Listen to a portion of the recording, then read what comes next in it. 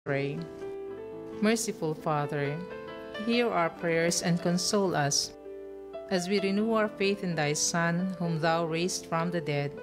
Strengthen our hope that all our departed brothers and sisters will share in his resurrection, who lives and reigns with thee and the Holy Spirit, one God forever and ever. Amen. In the name of the Father, and of the Son, and of the Holy Spirit. Amen.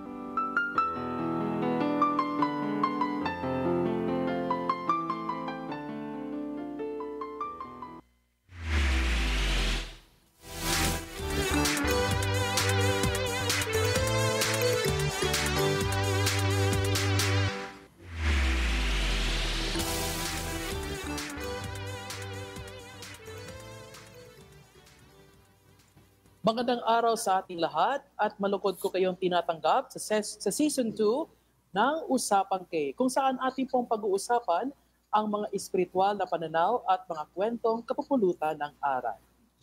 Simulan natin ang ating programa sa isang panalangin. Sa ngalan ng Ama, ng Anak at ng Espiritu Santo. Amen. Amen. Panginoon, marami pong salamat sa lahat ng biyayang ipinagkakaloob ninyo sa amin sa araw-araw, lalo tigit ngayong kapanahon na ng Adbyento na aming pinaghahandaan ang pagdiriwang ng darating na Kapaskuhan. Nawa Panginoon, bigyan mo kami ng inspirasyon upang makapaghanda ng aming mga sarili, nang sa ganoon ay mas maramdaman namin ang papalapit na panahong ito ng paghahanda ng iyong pagkapanganak. Nawa ay maintindihan namin ang mas malalim na kahulugan ng Adbyento at ganoon din makita namin ang koneksyon nito sa aming pang-araw-araw na buhay. Ganoon din po, Panginoon, ay pinagdarasal namin sa isang espesyal na pagkakataong ito, lalo tigit parating na ang kapistahan ng Immaculada Concepcion. Nawa ay maging inspirasyon namin ang buhay ng ating mahal na Birhen, lalo na sa pagharap natin at paghahanda natin sa pagkapanganak ng ating Panginoon. Lahat ng ito ay nihiling natin sa ngalan ni Kristo ang ating Panginoon. Amen. Sa ngalan ng Ama, ng Anak at ng Espiritu Santo. Amen. So magandang araw po sa ating lahat. Magandang araw po sa inyong lahat. Magandang araw. Ayan, kamusta na kayo, sister, brother Den? Sa ngayon po, Father, ako po excited sapagkat malapit na po ang panahon ng Pasko, no? Actually, ngayon po ay nasa panahon na po tayo ng Adbyento, pero hindi pa po yung opisyal na simula ng Christmas season. Pero kahit hindi pa man po yung official na Christmas season, pero po tayo pong lahat ay very excited sapagkat lahat po ay tuwang-tuwa na, excited na sa kapanganakan ng ating Panginoong Jesucristo. Yan, sister. Ako naman din ay medyo busy-busy rin kami bilang paghahanda sa Kapaskuhan. Sa ating tradisyon, naandyan yung mga Novena Masses, no? Simbang Gabi, no? Siyempre rin yung pagdiriwang ng Immaculada Concepcion, which is the patroness of our province, no? The province of the Immaculate Conception. So medyo marami po kaming activities, pero ganun pa man, kahit na abala kami sa lahat ng bagay, ay hindi namin kinakalimutan na magkaroon ng pagkakataon na maihanda namin ang aming sarili para sa darating na Pasko. Naku, kulang tayo ngayong gabi, no, Brother Den, Sister Yes po, Marinsa. Wala si Father Dexter, no, maikwento ko lang, no. So, siya po ay nasa Indonesia, sa Surabaya. Wow. Actually, doon ako na-assign dati nung ako ay bagong ordained na deacon and then during my first years as a priest. At tayo po ay mag-groundbreaking na doon sa seminary doon sa Indonesia, no. For the information of everyone po, yung pong Indonesia ay under po ng Dominican Province of the Philippines. So tayo po ngayon ay nasa Surabaya at yung isang house po natin ay nasa Pontianak. So I'm not so sure na kung gaano na tayo katagal doon, no? Pero I was there in 2012, no? So siguro kahit mga 20 years, no? Nandun yung mga Dominicans at ngayon lang po tayo nagkaroon ng house talaga, no? Because sa Surabaya po meron tayong parish, no? Pero syempre yung convent doon, it belongs to the diocese. Pero ngayon po Hindi ay pa naka-purchase na tayo ng lot, no? At magkakaroon na talaga ng home sa Surabaya. Although in Pontianak, no, meron na tayong house din doon, no? Mas nauna po yung foundation doon. So yan, So, mamimiss natin si Father Father. Dexter. It's a blessing for Wow. the province. Diba? Yes, so tsaka napakaraming mga Yes. vocations po ngayon Yeah. from Indonesia. No, I do not know kung may classmate si Brother Den, pero yung mga recently, no, ang daming mga Yes. brothers from Indonesia, Dominican brothers. I think halos kalahati nung sa province ay sa seminary ngayon sa studentate ay mga Indonesian. Ayan. Wow. So, Yes po, pagdasal Father, marami natin. po akong classmates. Marami kang classmate na Indonesia, no? Opo. Pagdasal Yes po. natin si Father Dexter, no? At sana magbigay siya ng pasalubong sa atin kasi hindi niya tayo Yes. sinipot ngayong araw. Actually, kaya tayo nag-StreamYard, no? We were planning to have a live live streaming from Indonesia sana, no? Kaya Kaya. lang yun. Yeah, nag-beg off siya. I think they are ahead tayo ng 1 hour, no? Mm-mm. So they are having their dinner now. Iyan. Sige, so punta na tayo sa ating topic, no, Sister and Brother Den. So dalawa yung magiging topic natin, no, 'di ba? Parang first time tayong gumawa ng ating usapang K na mayroong dalawang topic. Yan. So first is of course, no, yung kanina pa natin nababanggit na season of Advent, no, o yung sa Tagalog ay Adviento. At yung pangalawa naman ay yung celebration natin sa darating na December 8, although this year I think na-transfer siya ng December 9, no, yung Immaculate Conception. Ayan. Pero syempre, isa-isahin natin, no, para mas maging maging rich, no, yung ating sharing. Sige, sino bang gustong mauna? Ano ba talagang ibig sabihin ng Adviento o yung tinatawag nating Advent? Advent. Yan, Nagmula sa Latin word adventus, meaning to say coming. So sino ba yung coming na yon? Sino yung darating? It's no other than Jesus. So in the period of Advent, in the season of Advent, we are preparing. It's a period of preparation, a time of preparation for the coming of our Savior. So we are recalling, no, yung pagdating ng Mesiyas sa atin na ating pinagdiriwang tuwing Pasko bilang pag-alala sa pagdating ng Mesiyas. Yan. Okay. Dito sa ordo natin, no, talagang naghahanap ako ng source. Ito, medyo para hindi tayo magkamali, no. Nakalagay dito, tama yung sinabi ni Sister, no. Pero sabi dito sa ordo, there's a twofold, no, character. Yes. No? For it is a time for preparation for the solemnity of Christmas, in which the first coming of the Son of God to humanity is remembered, and likewise a time when, by remembrance of this, minds and hearts are led to look forward to Christ's second coming at the end of time. For these two reasons, Advent is a period of devout and expectant delight. No? So para siyang twofold yung ating coming. No? Tama yung sinabi ni Sister, yung word na Advent comes from coming. Pero dalawa, no? First coming, no? Yung pinanganak si Kristo, at yung second coming na tinatawag natin. Ayan. Brother Den, may gusto ka bang idagdag? Actually po, Father, sa panahon po ng Adviento, palatin po nating pinagdinilayan itong word na preparation, no? Ang tanong po sa atin, bakit po ba kailangan nating mag-prepare sa kapanganakan ni Jesucristo? Every time naman or every year naman, we are celebrating Christmas, no? We are celebrating the solemnity of the Nativity of Christ. Well, ang sagot ko po dyan, Father, well, I always remember this kind of connection, no, sa ating experience pag tayo po ay nag-anticipate, no, sa paparating na isang bisita sa bahay.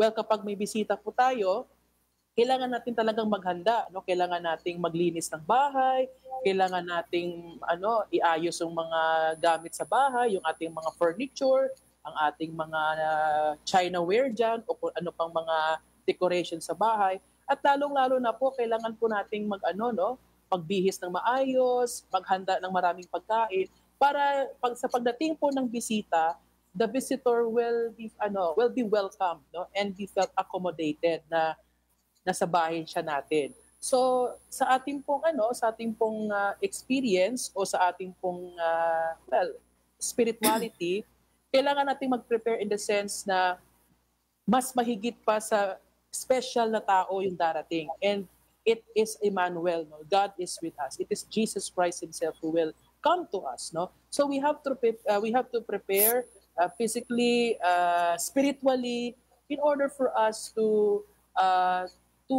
joyously welcome Christ, no? And of course, it will be an honor, no, to welcome the Son of God sa ating buhay. And of course, sa aking ding personal reflection, it's better to be prepared para mas maraming blessings ang darating sa buhay natin. Because if we are not prepared, siguro pareho tayo sa mga foolish virgins na hindi tayo nakapasok sa kingdom of God. Doon tayo sa labas. It's because we're not fully prepared of what we will be doing in our lives. Although, Father, Brother Den, there are some authors who would say na meron din tinatawag na middle coming. So, kung may first coming, ito yung the birth of Jesus. The second coming, yung parousia, which is at the end of time. Tapos meron ding middle coming. Ano naman to yung middle coming? Ito yung araw-araw na dumadating sa atin si Jesus sa buhay natin. Lalo-lalo na pag tinatanggap natin siya, no? Sa misa, sa banal na misa, sa Eucharistia, no? Yung osya na tinatanggap natin, ayan ang tinatawag na middle coming, na ang Panginoon ay laging dumadating sa ating pang-araw-araw na buhay.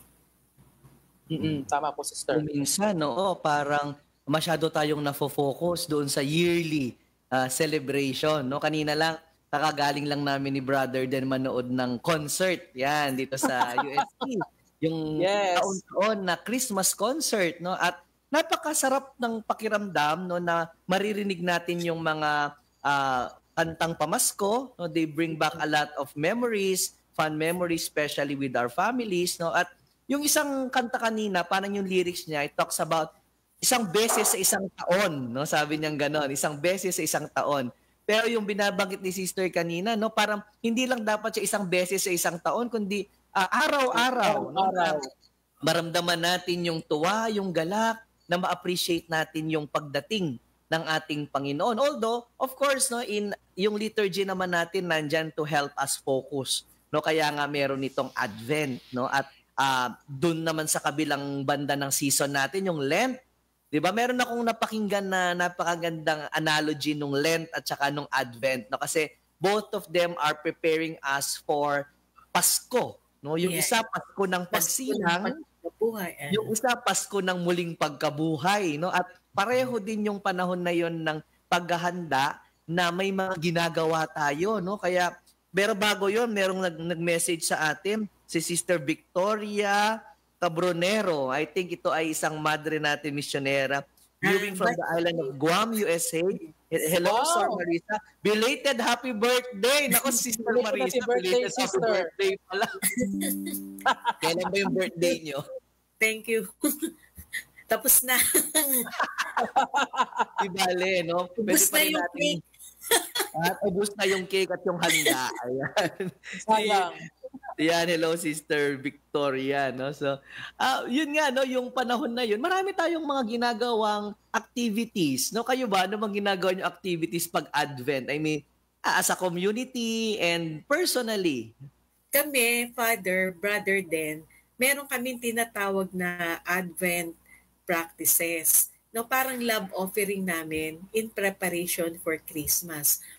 So at first, we as a community, we gather together and then we decide what will be our Advent practice or our love offering. So nag-uusap kami, nagbubutukan kami, ano bang gagawin natin ngayon itong Advent na to. Halimbawa, ngayon, isa sa napag-usapan namin na Advent practice namin, merong isang monasteryo na nangangailangan ng tulong, no? Kasi yung garden nila ay madamo, no? Matatanda na sila, wala silang hardinero. So ngayon naisip namin na as a community, pupunta kami doon, magagarden kami, magagamas kami doon, maglilinis kami ng kapaligiran. So that's one of our Advent love offerings. Yan. Maganda yon. Brother Den, kayo ba sa seminary, meron ba kayong napag-usapang ding Advent observance or in term ni sister, maganda love offering, ano? Actually po dito sa seminary, Father, sa UST, wala kami masyadong yung parang constant practice during Advent. Kasi po busy po kami regarding sa final examinations namin dito sa university. Yes. Pero po, we are truly anticipating for the coming of Christ. It's because we dispose naman ourselves, especially during the liturgy, that we always remind ourselves that this is the season of Advent. So, ngayon, season of Advent na syempre yung mga liturgical norms namin patungkol na sa Adviento. And of course, dito sa seminary, physically, ang seminary namin, well, it is truly prepared na for Christmas because unti-unti na kami naglalagay ng mga Christmas decors, yung mga simpleng gawain lang in preparation for Christmas.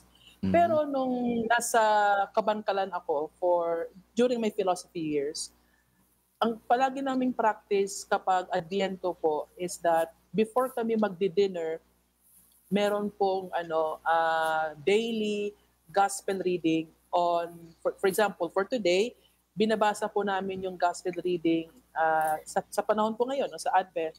And we always lit up the candle. Kasi po sa aming refectory o sa aming mess hall, meron po kaming Advent wreath.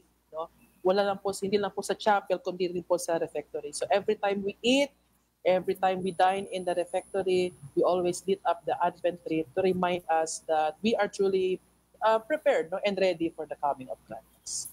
Sa amin, sa community, taon-taon din yan, parang kay sister. And every year, naalala ko, tsaka this year din, napag-usapan ng mga pare na yung aming snacks. Hindi kami kakain ng snacks, and then yung pera na magugugol doon is we will be giving it to particular charity. And last time, actually, yung nakatanggap nun ay yung mga hindi pa kinakasal.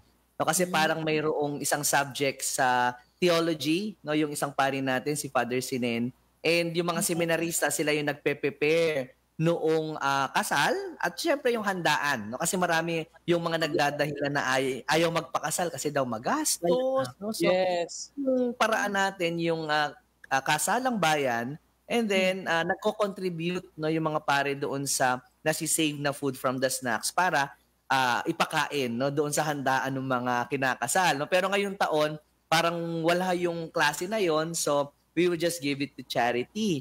Tapos yung sa vicariate naman natin dito sa Our Lady of Loreto, to which yung Santissimo Rosario Parish belongs, nagkasundo yung mga pare na magkukumpisa lang bayan. So yung mga pare, iikot sa lahat ng mga parokya, lahat kami, and then tulong-tulong kami, makikinig ng confession, at walang stipend, So yun yung pinaka-penance, papakainin lang nung parish yung pare, and then yun, para at least mas marami pa yung mga makapagkumpisal. Ayan. So yun yung Advent observance na ginagawa ngayon, na naaalala ko.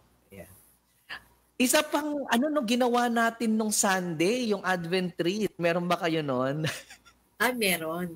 Ayan, meron. Hindi nawawala. Meron doon. Kanya-kanya pala tayo ng Advent wreath. Ano ba ang significance ng Advent wreath? Ayan, sinong gustong mag-discuss? Brother Ayan, Den, si sister na. ako na lang. Sige. Kasi si Don mamaya.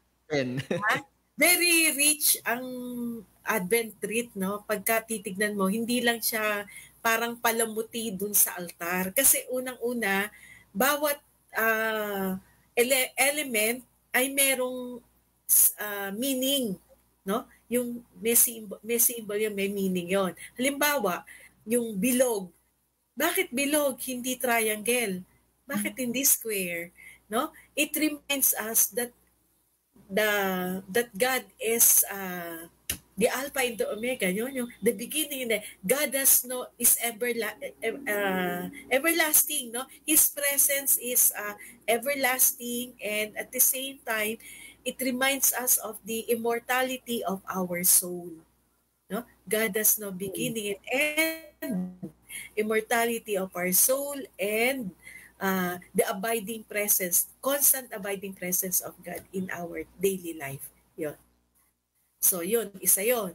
Tapos bakit green, hindi pula? Although may mga ibang parishes in the past, ang dami nilang nilalagay na mga barloloy, no? But it should be green lang. Green kasi it's a symbol of hope and life, everlasting life.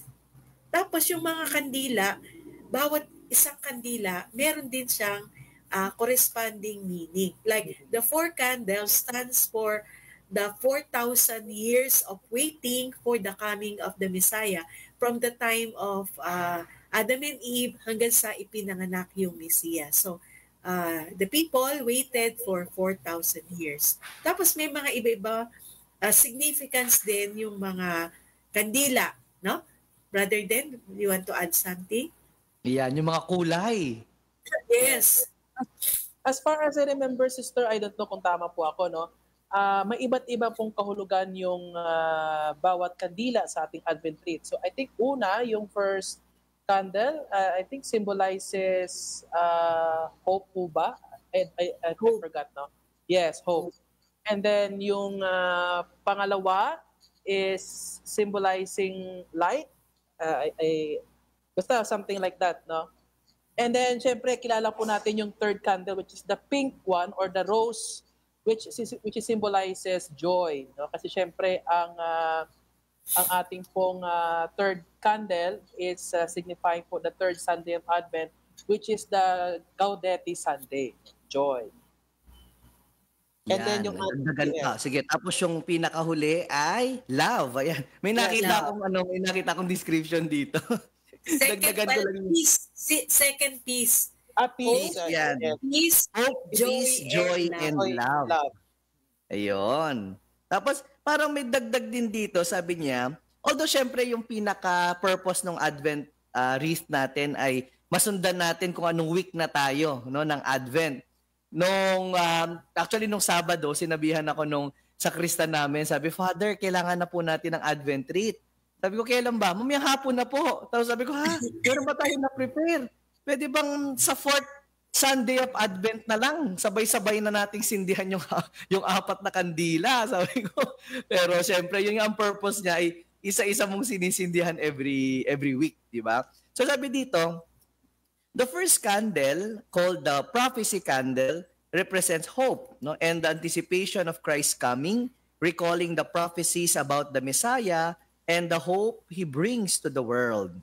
The second candle, called the Bethlehem candle, symbolizes peace and preparation, reflecting Mary and Joseph's journey to Bethlehem and the peace that Christ's birth brings.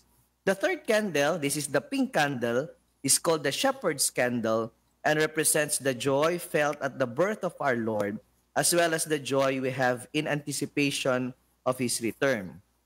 The fourth candle, called the angel's candle, symbolizes love and the message of God's love that the angels announce at Christ's birth. Ayan. So, maganda ring malaman natin pala, no, yung mga meaning ng mga kandila na yon, no? Although sa mga parokya, napakaganda niya ring Christmas decoration, ano? Sa mga kumbento ba, meron din tayong Advent wreath, sister? Tsaka like seminary, may mga seminarista bang gumagawa ng sarili? Yes, Father. Every year.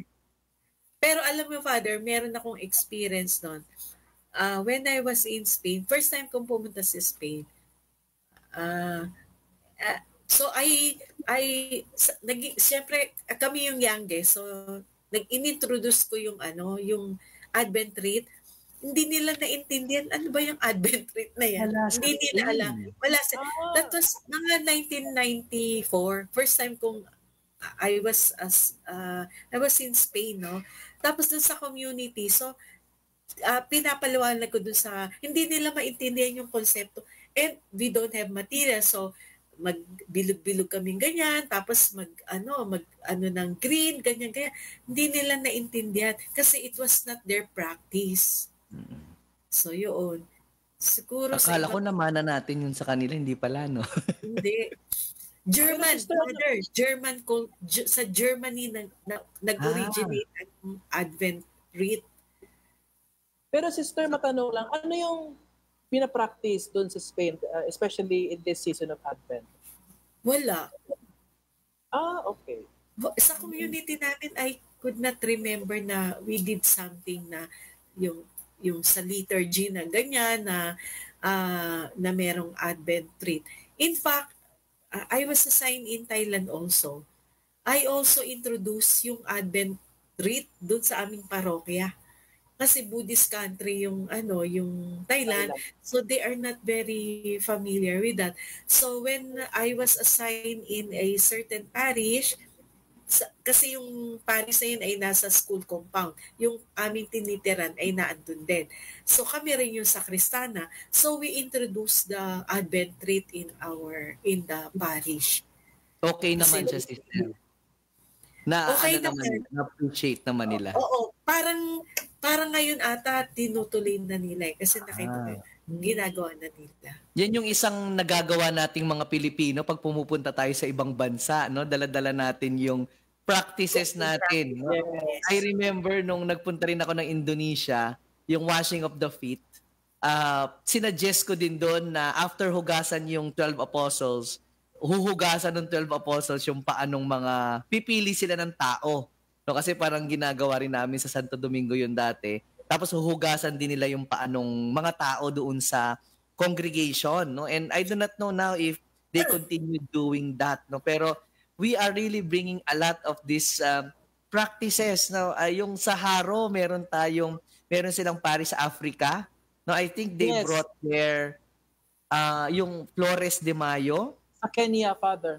Sa Kenya, di ba? Nakita mo yon, parang Flores de Mayo, pero actually, walang bulaklak doon during that time ng May. So, they were planning to, like, ano ba yung ino-offer ng mga tao nung una para mga bato-bato. Pero nakausap ko yung missionary doon. At that time, nung year na yun daw, biglang nagkaroon ng mga bulaklak. No, by a certain miracle, I do not know. Parang miracle, ano? Oo, To be parang- offered to Blessed Mother, no? Correct. So parang because of that, no, they were able to proceed with the Flores de Mayo, no. Pero may mga time nagbibigay sila bato. Sabi ko, bakit bato? So parang ayata parang para sa construction ng simbahan, no, parang gano'n, no. So they are trying to modify it, no, depende dun sa Bali, Salita. nakaka-enrich, Father, din yung experience natin when we go to another place. We bring also our faith, our devotion, no? In some of our culture, ganon, kung ano yung mga ginagawa natin. And they are also enriched by that. At Correct. Ano pa ba? na-appreciate naman nila kahit Yes. Sige, ano pa ba yung sister and brother din? Baka meron pa kayong mga practices ng Advent na gusto nyong i-share? For one, meron tayong mga Advent recollection, di ba? Mga Ay, tama po, Advent Father. recollection. Ayan, ano pa Tsaka ba? po, Father, tsaka po, Fathers, na I remember nung elementary and high school ako sa aming Catholic school doon sa aming lugar. Every time po na season of Advent na, meron kaming tinatawag na Advent tree. Hindi po siya Christmas tree, kundi Advent tree na kung saan yung sanga po niya, yung kahoy, galing po siya sa langka. Tapos, yung parang kukunin yung mga dahon, saka ilalagay doon sa lata ng pintura, lagyan ng bato, tapos tatayo yan sa gitna ng school o sa classroom. And then every time na pagkatapos ng aming flag ceremony, especially po pag Monday, we always hang yung parang dahon na gawa sa colored paper. Tapos may konting message about hope, no? About what is your wish for Christmas. What is your wish for Advent? At saka ilalagay po namin yan, isasabit po namin yan sa Advent tree ng school or ng classroom po. Wow. Iba rin yung ginagawa nila doon sa lugar nila. Ibang Yes. practice naman yung ginagawa nyo, no? Correct. I think anything that would prepare us, no? Pero yung mga liturgies, naalala ko lang, masyadong stricto din sa Advent, no? Kasi even the songs, I was told kasi nag-meeting lang kami recently. Sabi, wag daw muna kakanta ng Christmas song, no? Yes, Kumbaga, tama. talagang damdamin natin, no, itong panahon na ito na we are really anticipating for Christmas, no? So isa rin sigurong isa ring characteristic ng panahon ng Adbyento to, yung parang, Father, di ba? It's here but not yet, no? Parang ganon. Yeah. Father, di ba dati, ewan ko lang, hindi ko natatandaan ko kasi dati, di ba pagka Advent season, we are not supposed to sing Alleluia, no? Gloria. Alleluia. Gloria. Gloria pala. Gloria. Ngayon, pagka simbang gabi, ayun, kinakanta nyo na yun, no? Ngayon, no? Yes. But before, Yes, it was very strict, no? We were not allowed to sing Gloria even during, simbang gabi. Pero nowadays, I noticed na kinakanta na yung Gloria. No? Although Why yan, the sister, shape of magiging topic natin yan sa susunod na episode, aabangan nila yan. Kung bakit, no? Dahil ang ating topics naman sa susunod, simbang gabi at yung Pasko, di ba? Pero I think bilang patikim, no, binigyan tayo ng parang indult ba yun, no, ng Holy See ba ng Vatican to celebrate that simbang gabi na para siyang novena, no, para sa ating mahal na Birhen, at parang Pasko na rin siya, parang ganoon ang dating. Kaya we are able to celebrate we sing, no, the Gloria, no, and kapag ka Advent, actually pag Sunday, ganun din, may distinction din siya. Kapag yung sineselebrate mo misa ay pang simbang gabi, white ang damit ng pare, and then kakantahin yung Gloria. Pero kapag ka Advent siya, violet, no? Tsaka hindi pwedeng kantahin yung Gloria, parang ganun. So, anyway, mga ganyan, pwede nating maging topic sa susunod. So, punta na tayo sa pangalawang topic natin. Ayan. So, talagang, kasi nga double topic ang ating gabing ito ng Usapang K. So, papalapit na, no, yung isa pang napakalaking piyesta ng ating simbahan, which is the Immaculate Conception. Ayan. Meron akong na research, no, tungkol doon sa meaning nitong Immaculate Conception or the doctrine itself. Sabi niya dito, in the Constitution Ineffabilis Deus of 8 December 1854, Pius IX pronounced and defined that the Blessed Virgin Mary, in the first instance of her conception, by a singular privilege and a grace granted by God, in view of the merits of Jesus Christ, the Savior of the human race, was preserved, exempt from all stain of original sin. No? So, yun yung pinakabuod, no, yung pinakabuod nitong ating doctrine or ng dogma, no, nitong Immaculate Conception natin. Bakit ba naging special, no, itong status, no, ng mahal na Birhen? With regards to this, no, ano ba yung tayo ba, no, bilang mga tao, normal na tao, no, anong difference natin kaya? Particularly original very sin. unique part. Siyempre, very unique, no? Kasi Mary was conceived without original sin. Parang God prepared, hindi parang, no? God prepared her, no, to become the mother of God. And therefore, kung siya ang magiging ina ng Diyos, kailangan ay walang bahid na anumang kasalanan. So, from the moment of her conception until her birth, hanggang sa kanyang pagdadalaga, no, ay walang bahid na kasalanan. She was spared from the contamination of original sin. So that's what makes her special, and special kasi she has a very important role to play in the history of salvation. Diba? Napakaraming mga parokya, no, yung Immaculada Conception, no.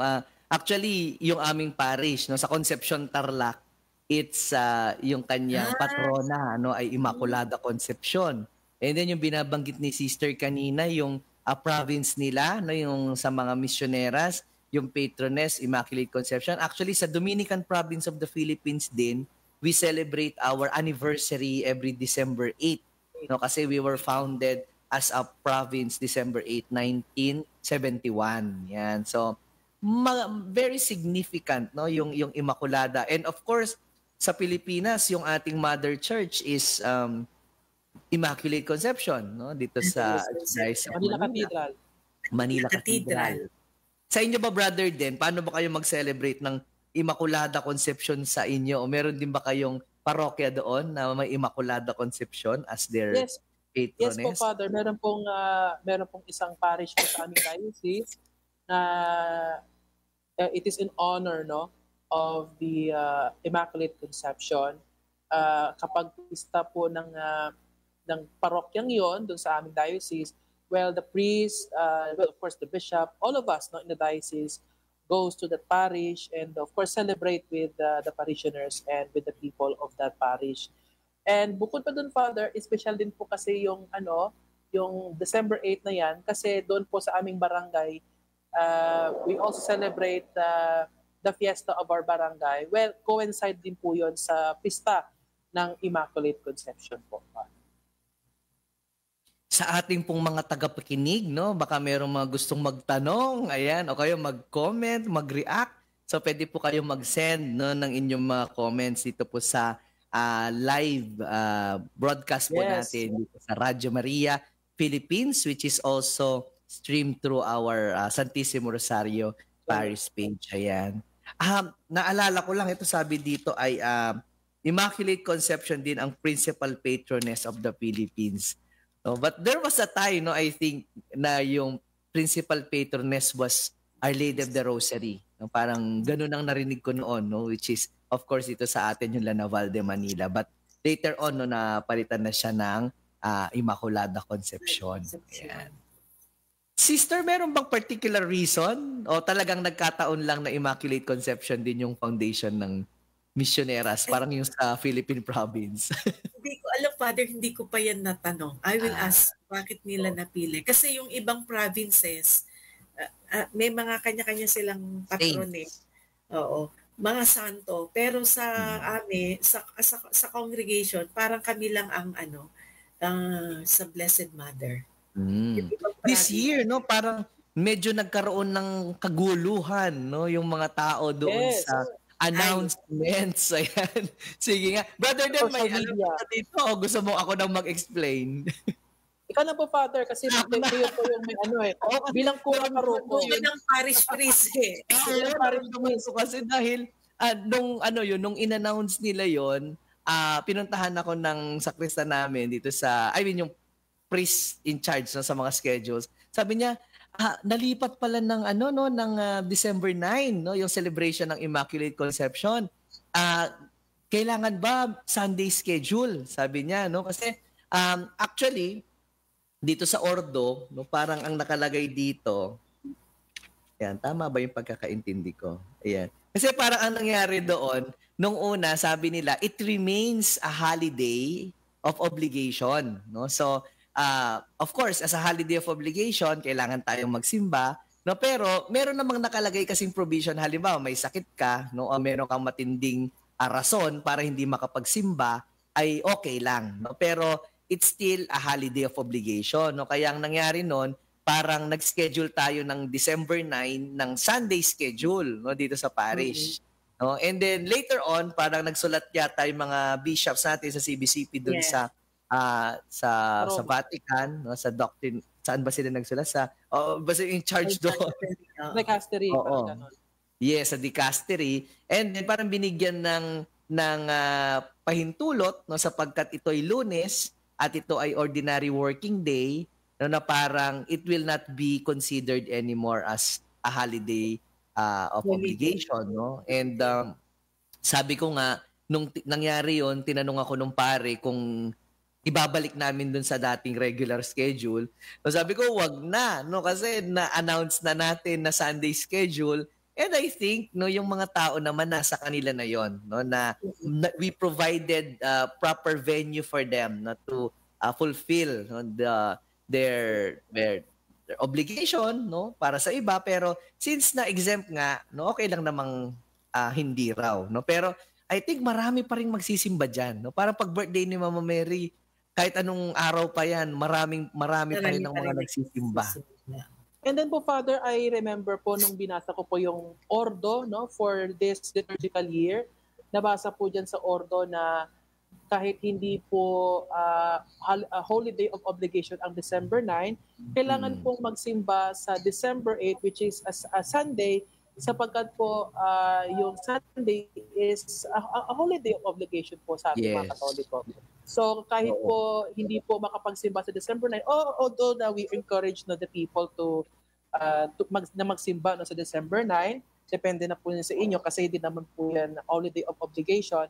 Pero po sa December 8, kailangan po nating magsimba kasi we are being required by the liturgical norms no, that the holiday of obligation is still intact on December 8.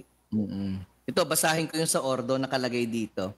For the year 2024, the solemnity of the Immaculate Conception of the Blessed Virgin Mary is not a holiday of obligation. The obligation is retained on December 8. No? So ito yung nasa ordo. Kaya parang nag-clarify yung mga bishops na because it said here it's not a holiday of obligation. No? Pero nag-clarify sila na actually holiday of obligation siya pero may mga exemptions. No? And then finally when they wrote formally, na doon na yung may declaration na hindi siya holiday of obligation. Pero marami rin yung mga nalungkot no ng mga tao no kasi parang they are thinking na ay dapat i-impose siya no, pero I think that is one thing about it. Pwede rin naman siyang i-take positively no na talagang ang simbahan ay nakikinig. 'Di ba? Kumbaga Lunes may pasok no, paano makapagsimba no? So merong ganitong klase ng exemption tayo. Ito yung Father, for pastoral consideration. Yes, correct. For pastoral consideration na ang simbahan ay nagbibigay ng, ano ba tayo nito? Parang yung... Pastoral reason, parang nagpapaubaya na, kasi nga because of mga daily wagers, yung mga tao, ganyan, may mga trabaho. So, nagbibigay ng konsiderasyon.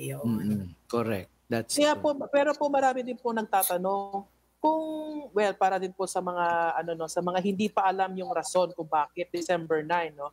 Marami din kasi nagtatanong, pwede namang sabay-sabay na sa December 8 total lahat naman magsisimba sa araw ng linggo. Bakit po kaya Father Paul no na hindi na lang sabay-sabay si December 8? Ano po yung sinasabi ng simbahan? Tsaka po yung liturgy.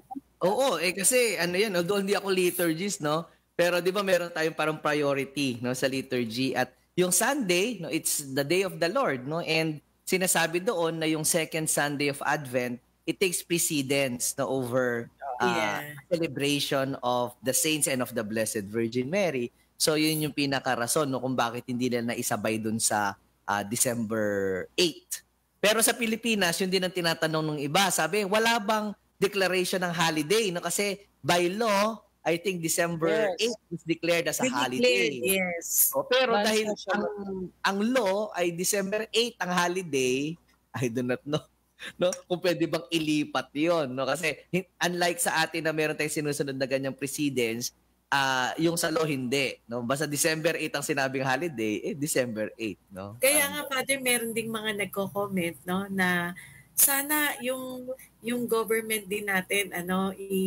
parang regardless kung 8 ba yan o ma-move ba siya ng 9, basta 8 gagawin na ring holiday. Parang yung celebration ng Immaculate Conception holiday. Ilipat din kung kailan yung Immaculate Conception. Yes, kaya lang December 8 kasi yung ginawa nila. Sige. Ano pa ba pwede natin idagdag dyan sa ating topic no? Paano nating mapagko-combine kaya ayan no? Kumbaga ito dalawang topic na magkaiba. No, pero palagay nyo, ano kaya yung common denominator nila o ano yung pwede nating masabing connection yan ng Advent no season and then yung Immaculate Conception ng ating mahal na Birhen. Yan. I think yung syempre, it will always lead to Jesus. 'Di ba? Kasi sa Immaculate Conception, 'di ba, may role si Blessed Mother in the history of salvation, no?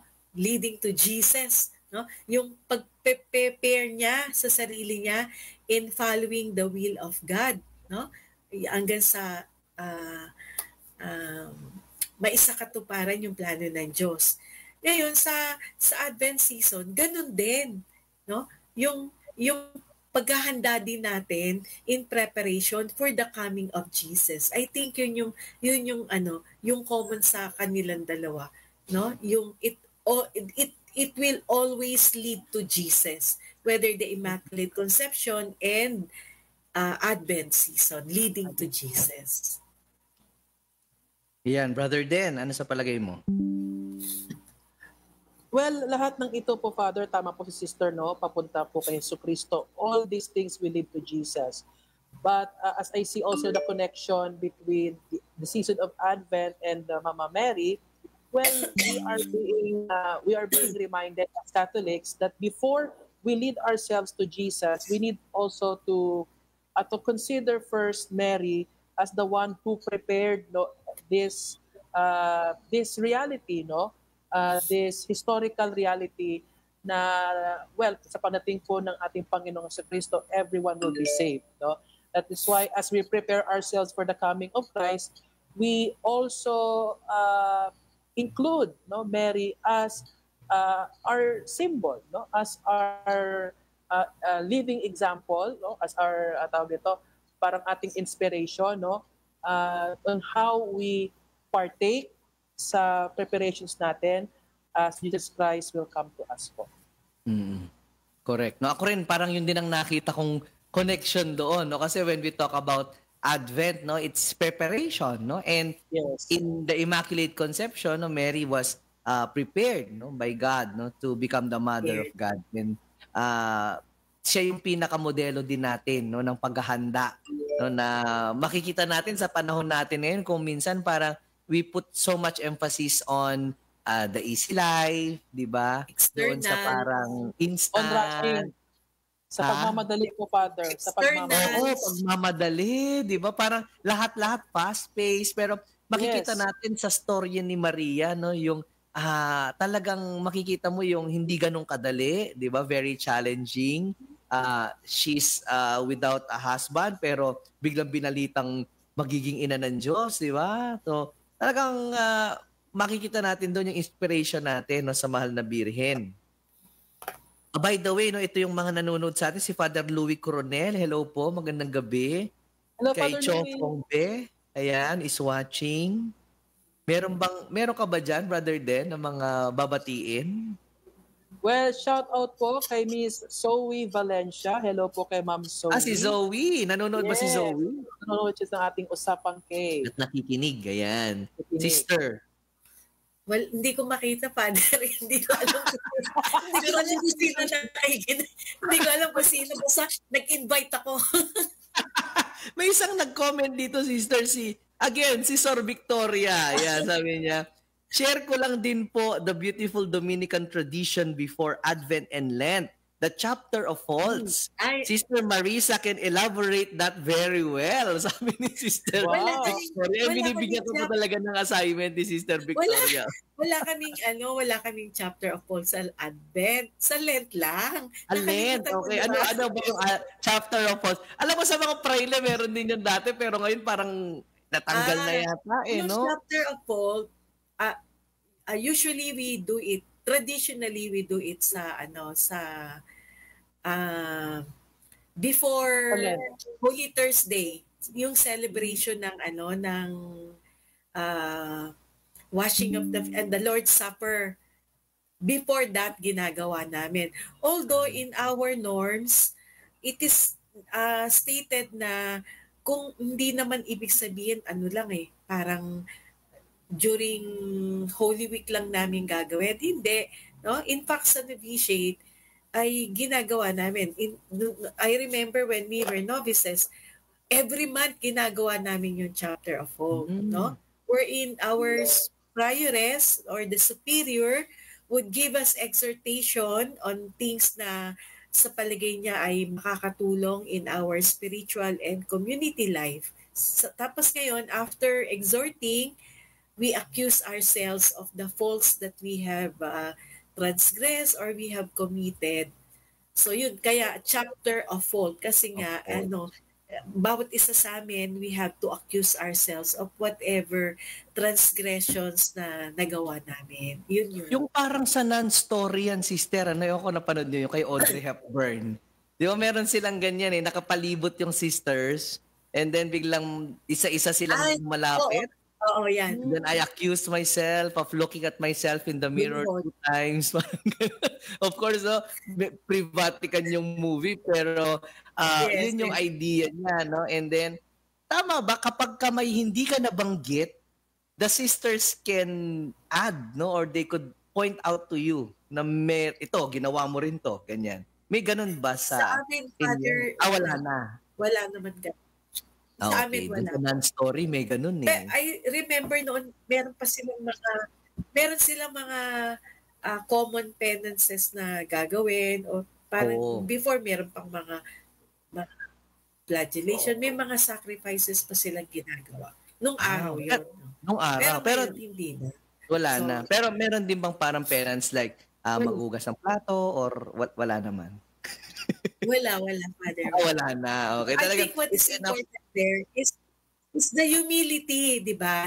Humility that you humble yourself, you accuse yourself before the community. I think yun ang mas importante. Oo, actually, yan kung minsan nawawala na yan ngayon, no? Yung parang sense of sin na sinasabi natin, no? Parang lahat kasi nagiging normal na or nagiging ordinaryo at siguro dahil sa lahat na lang ay tinatanggap.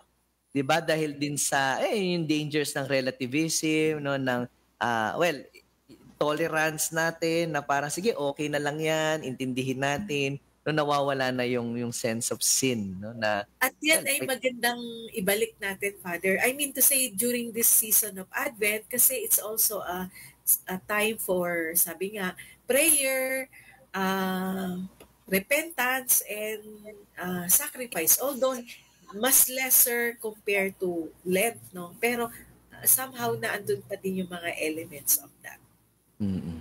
In order to prepare ourselves. Brother Den, may dadagdag ka ba? May idea ka ba doon? Actually, Father, wala pa akong ideya doon. Actually, ngayon ko lang nalaman about sa mga yung chapter of faults. Yun po, Father. Yung ko lang, yung pagkaalala ko regarding sa mga Advent practices po natin, simple lang. Yung natin, yung sense of liturgy natin is that yung mood natin is really in preparation, no? Preparation for the coming of Christ, no? The birth of Christ. And wala naman po, as far as I remember, wala naman po yung mga ganong klaseng practices. It's just that yung ating pong sense of preparation is napaka-joyful.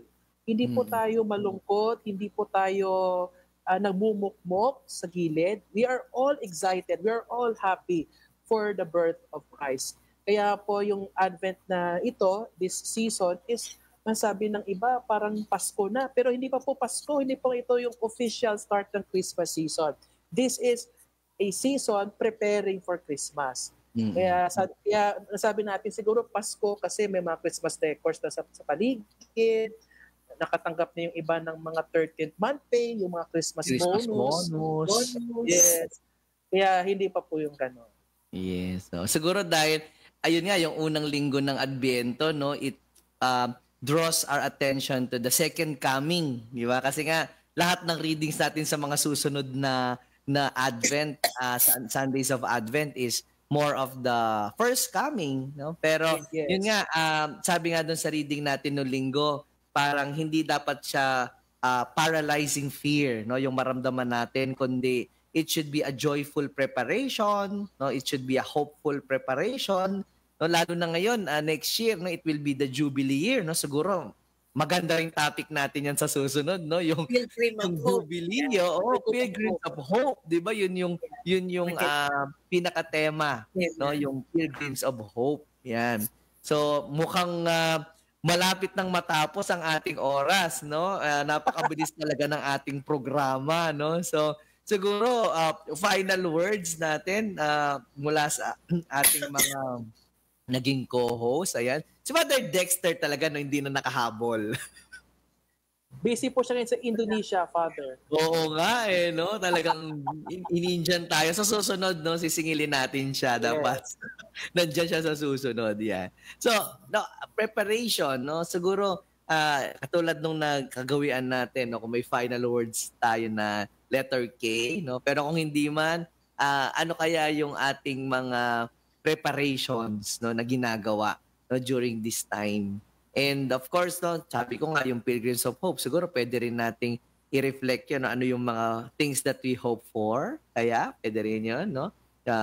This coming year or this coming season. Sino bang gustong mauna? Wala akong maisip. Si Den muna, si Den. Mamaya. Lalabas at may lalabas baka din. meron akong inspiration, mamaya. Well, I think, Father and Sister, yung mas-share ko for tonight, yung final word ko for tonight, no? K. K as in kaligayahan. No?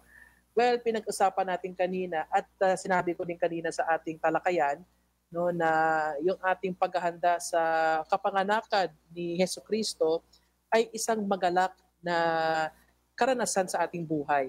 So, masabi ko na yung ating preparations, no, for the birth of Jesus Christ, yung ating season of Advent, though na we are preparing. And preparation is not an easy task. It's not an easy, sasabi natin, experience sa atin kasi kailangan talaga natin maghanda para tayo naglinis ng bahay, para tayong nagpa-renovate ng isang something na bahay o gamit sa atin. And talking about spiritually, we need also to to prepare, no, kailangan nating yung ginagawa nun sa ni Sister, yung parang mga activities sa kanila.